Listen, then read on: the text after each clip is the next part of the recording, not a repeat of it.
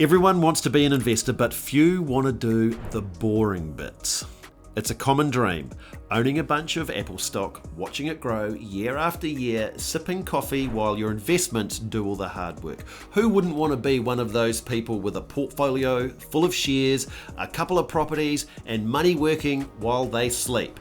But here's the thing, everyone wants to be an investor, but not many people want to live like one. There's a quote I love by Thomas Sowell. People who enjoy meetings should not be in charge of anything. Now, you could easily swap the word meetings for spending money you don't have, and it still rings true, because a lot of people say they want financial freedom, but they also say yes to every dinner out, every weekend trip, and every new gadget or upgraded car.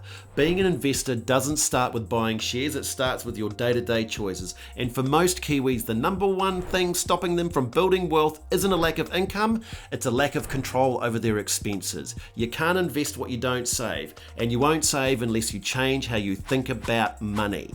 Here's the hard truth. Real investing starts with discipline, and that part is boring. It's about tracking your spending every dollar. It's about knowing exactly how much money comes in and where it all goes. It's looking at your bank statement and asking, do I really need this? More often than you'd like. It's about saying no.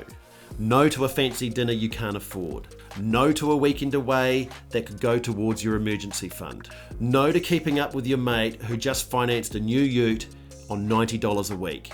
That stuff doesn't feel exciting. No one wants to talk about spreadsheets and sacrifice, but that's where investing actually begins.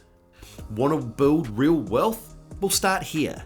Track everything. Use an app, a spreadsheet, or just the back of a notebook. Just know where your money is going. Live below your means. Not at your means, below your means. That's where the savings live. Build an emergency fund. Before you invest a cent, give yourself some breathing room. Automate your investing, whether it's KiwiSaver or something else. Make it regular and boring, like brushing your teeth. Avoid debt, like it's poison, because it is. It's not flashy, but that's the point. Flashy is usually fake. Wealth is often quiet. Do you know what's truly exciting? Getting to 55 with no debt, your house is paid off, a healthy KiwiSaver balance, and money in the bank, being able to walk away from a job if it's not right, helping your kids, backing a cause because you care about it, or taking a month off just because you feel like it. But that future is built with boring bricks today.